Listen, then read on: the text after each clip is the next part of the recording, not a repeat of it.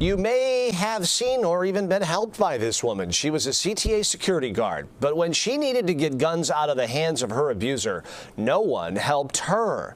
China Mitchell was gunned down in January. CBS 2 is always investigating, and our Marissa Perlman uncovered how so few guns are being taken away at one of the most critical points for victims of domestic violence. Olivia Foster's big brown eyes have seen a lot of darkness in her 4 years of life. Eyes the same as her mom's, China Mitchell. And even in that darkness, she's become a bright light to her grandparents. She always with her. She looked just like her mama. In January, China became one of the latest domestic violence victims shot and killed by her abuser. She was just 33 years old. Her funeral packed with people wearing purple ribbons for domestic violence awareness.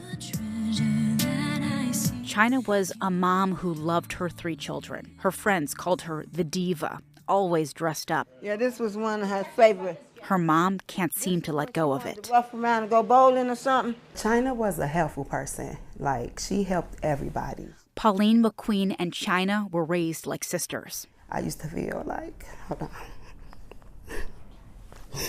I'm good. When I used to feel like depressed or like sad, I used to call her. So many lives ripped apart by a gun, an ex-boyfriend, and a system that makes it hard to get guns out of the hands of abusers. When China said, Mama, I think he gonna catch me, he gonna try to kill me. And why When her relationship turned violent, China walked the same path as so many other survivors into a domestic violence courtroom to get an emergency order of protection. In October 2022, in this petition, China wrote her ex-boyfriend Louis Foster beat her and threatened her, saying, "I'm going to break your neck, bitch." She says he strangled her until she was unconscious. Olivia was in her mother's arms during some of the attack. "I was bleeding on the baby," China wrote. The judge gave her the protection order. It didn't help her. Nothing helped her. There's something else China tried to get the judge to do. In this petition, she asked for a warrant so police could take away Foster's guns. Look at these boxes she checked. Warning, Foster has a history of violence, is suicidal, and a threat to the public. Did China ever tell you she was scared of him? Yeah. She was scared in the sense like, oh, he can kill me. He might gonna kill me. So what did the judge do? Nothing involving guns. We wanted to know why and got this transcript. It is everything that was said in court that day. There's not one mention of Foster's guns. So it was worse, I think, than being denied.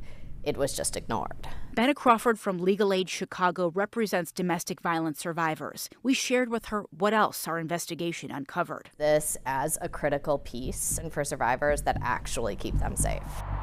Take a look at this. It's data we obtained of emergency protection orders in Cook County. Each case represents a person in immediate danger. In the last 10 years alone, nearly 112,000 emergency orders were granted. We can't tell you how many people asked for guns to be taken because we found no one tracks that. But here's what we got from the Cook County Circuit Court Clerk's office. Only 85 gun seizure warrants were granted. Just 85. It's an inappropriately low number, but it isn't surprising to me. But what may be surprising, judges decide whether abusers can keep their guns while blind to their criminal histories. It's just not a position that we want judges to be in when they are making these life or death decisions. And get this, the system makes survivors bring proof of their abuser's violent criminal history to court, a responsibility China likely didn't know she had. Foster was a felon who served time related to a gun charge and couldn't legally even own a gun. As it turned out to be true, without the issuance of that, removing his firearms, she was likely to be seriously harmed or killed.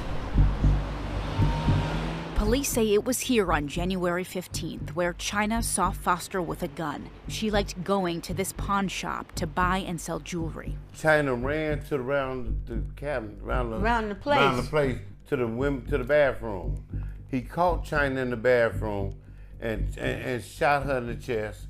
And when she fell on the floor, he shot her again in the side of the head. And you would think before he pulled that trigger, because I'm pretty sure China said, what about Olivia? Louis Foster is Olivia's dad. I'm pretending to be happy. Just sad, kind of gloomy. It's sad, but I'm pretending to be happy. Kind of gloomy. We met China's parents, Frankie Mitchell and Brenda Ferdinand, at their home on what would have been China's 34th birthday. They're now raising all 3 of China's young kids. Because it seems like she never left. But it don't seem like she's going to come back either. She was from God. She loved everybody. And on this birthday, Olivia remembers her mom. Happy birthday, Mama. And later that night, more purple. Happy birthday, China! China, I love you and I miss you. I tell you good night every night. And I tell you good morning every morning. And I think you're looking over me because I'm doing the best I can with your children.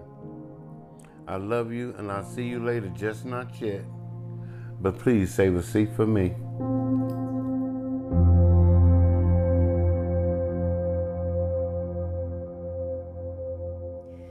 Part of the challenge China faced is Illinois' murky law involving emergency protection orders.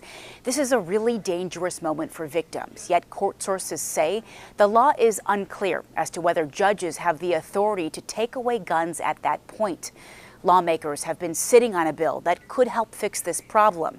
It's called Karina's Bill. It's been stalled for more than a year in Springfield, named after a woman gunned down by an abuser.